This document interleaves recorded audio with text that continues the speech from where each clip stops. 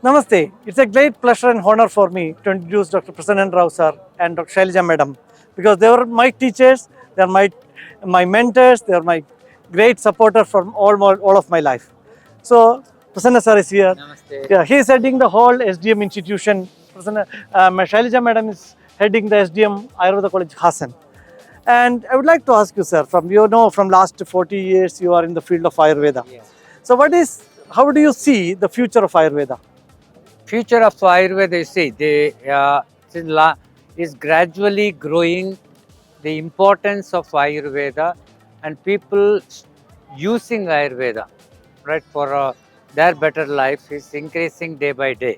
Especially what I found is since 2014, when Ayurveda got a individual ministry, exclusive ministry.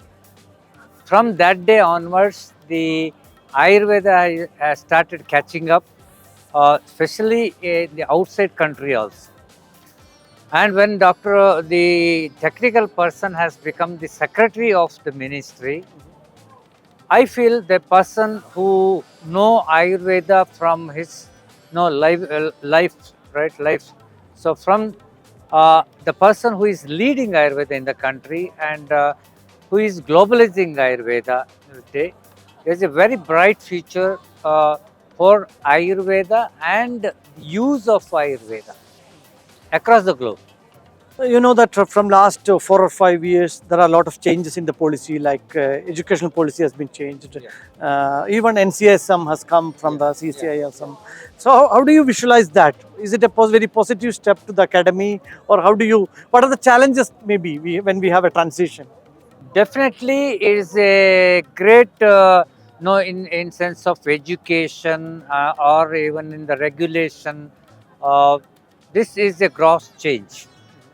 And matter of the fact, in 2000, I remember it maybe around 2012-13, Government of India has constituted a task force for Ayurveda, and in that later Government of Department that time Department of Ayush was there, and I was the member secretary for the committee which is constituted to suggest the government uh, for immediate implementation of the recommendation of task force.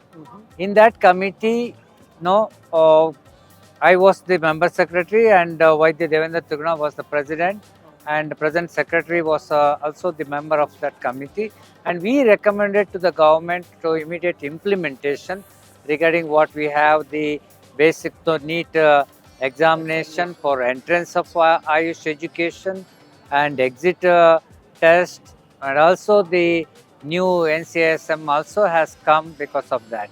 And now regarding the education. Education is why education? Education is for the future development of the science, and education, research, and healthcare. It is complementary each other. Now the deficit of some of the areas in the healthcare that has taken up in the education. So for any healthcare, the sound resource is very important. The medical resource is important. So the education, the modification in the education has to complement, right, for the resource, medical human resource, and thus the healthcare, strengthening the healthcare. So some of the modification what we have done in the education is very much required for a quality human resource. This is the future, right? And I welcome this what modification has done in the education, and I am looking for a great change in the Ayurveda healthcare for the future through this medical human resource. There was a general statement that in the Western world, there are modern medical doctors are turning towards Ayurveda, whereas in India, there are also many Ayurvedic graduates turning towards modern medicine.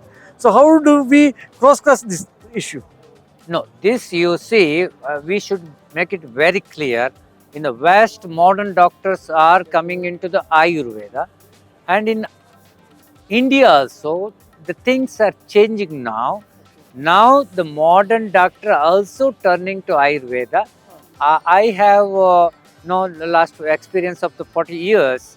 I found many of modern medical doctors and also the professors used to come for Ayurveda treatment. They would like to understand Ayurveda. In sense, I remember around we have done around 30 programs of sensitization of Ayurveda to modern medical doctors, and it was highly appreciated. These days, the modern medical doctor also come for their personal health care. No, they come to Ayurveda. So some portion, maybe some 10-15% of the people who are turning to modern practice, and this is not because of the poor understanding or the concern on the system. It is because they mostly represent the rural India, and in rural India they may be want a quick result, and for quick result they may be looking to the modern medicine. But now of late, Ayurveda also has the quick relief, right? Once it's diagnosed, so what I say, the percentage what that is turning to the modern is small. Thank you very much for sharing wonderful messages. Thank you, sir. Thank you, Thank you, thank you, sir. Naren.